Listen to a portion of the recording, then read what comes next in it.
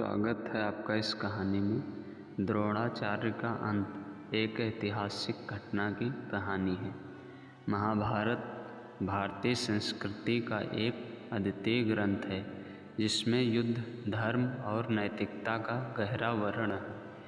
इस महाकाव्य में अनेक पात्र हैं, लेकिन द्रोणाचार्य का स्थान विशेष है। वो एक महान गुरु, योद्धा और ब्रह्मचारी थे। उनके जीवन का अंत एक विशेष घटना से जुड़ा है जिसने न केवल उनके व्यक्तित्व को प्रभावित किया बल्कि पूरे महाभारत के युद्ध की दिशा को भी बदल दिया। द्रोणाचार्य का जन्म दक्षिण भारत के एक ब्राह्मण परिवार में हुआ था। उनके पिता गुरु राजश्रवा एक महान क्षत्रिय थे। द्रोणाचार्य ने बचपन से ही अस्त्र शस्त्र की विद्या में विशेष रुचि दिखाई। वे अपने समय के सर्वश्रेष्ठ धनुर्धर बन गए। बाद में द्रोणाचार्य ने एक महान गुरु के रूप में पांडवों और कौरवों को शिक्षा देने का निर्णय लिया। उन्होंने न केवल धनुर्विद्या बल्कि युद्ध और रणनीति की अन्य विद्याओं में भी अपने शिष्यों को प्रशिक्षित किया। पांडव और कौरव दोनों ही उनके समर्पित शिष्य थे और उन्हें अपने शिक्षक के रूप में बहुत मानते थे। द्रोणाचार्य की शिक्षा से दोनों पक्षों में शक्ति का संतुलन बना रहा। द्रोणाचार्य का जीवन न केवल शिक्षा तक सीमित था बल्कि उन्होंने अपने धर्म और कर्तव्यों का पालन भी किया।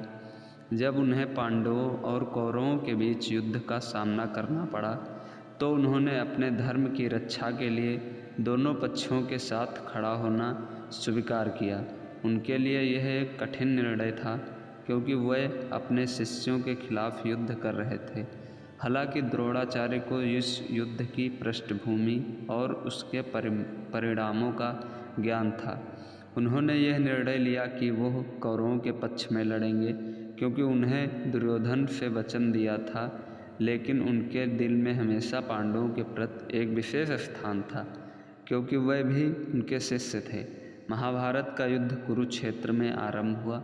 द्रोणाचार्य ने कौरवों की सेना का नेतृत्व किया और युद्ध के पहले दिन ही उन्होंने अपनी युद्ध रणनीतियों से पांडवों को भयंकर नुकसान पहुंचाया। उनका लक्ष्य था पांडवों को हराना, लेकिन वह हर क्षण अपने शिष्यों के प्रति करुणा महसूस कर रहे थे।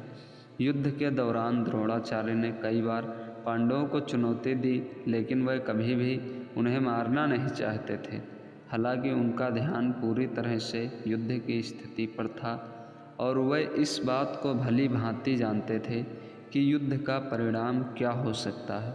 युद्ध के दौरान द्रोणाचार्य का पुत्र अश्वत्थामा भी उनके साथ था।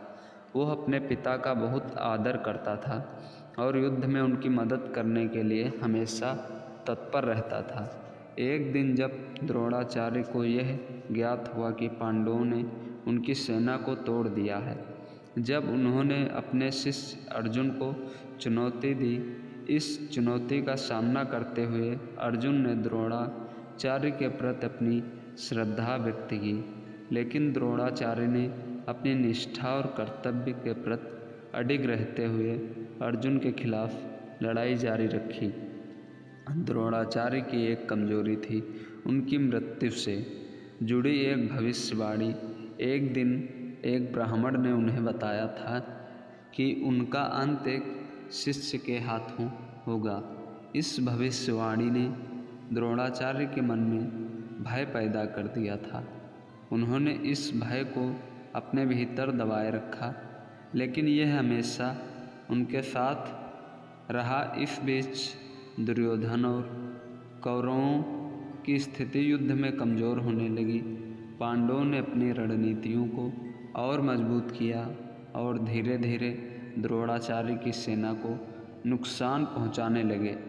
महाभारत के युद्ध के अंतिम दिनों में द्रोणाचार्य ने अपने पुत्र अश्वत्थामा को भेजा कि वह भीष्म पितामह से सलाह लें।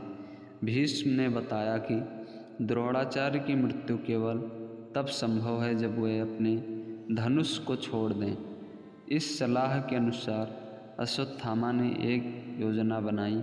अश्वत्थामा ने युद्ध के मैदान में एक धोखा दिया।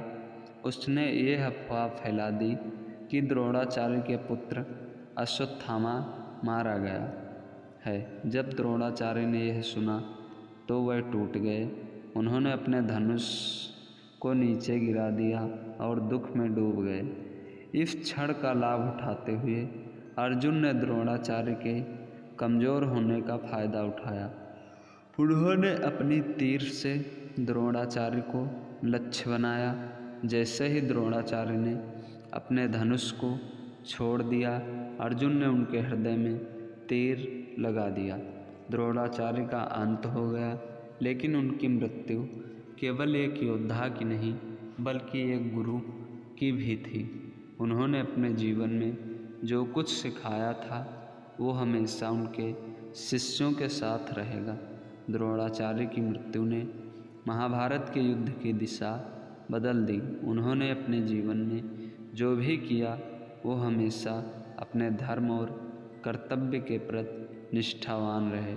उनकी कहानी हमें यह सिखाती है कि कभी कभी कठिन निर्णय भी लेने पड़ते हैं, और यह भी कि गुरु और शिष्य का संबंध कितना गहरा होता है।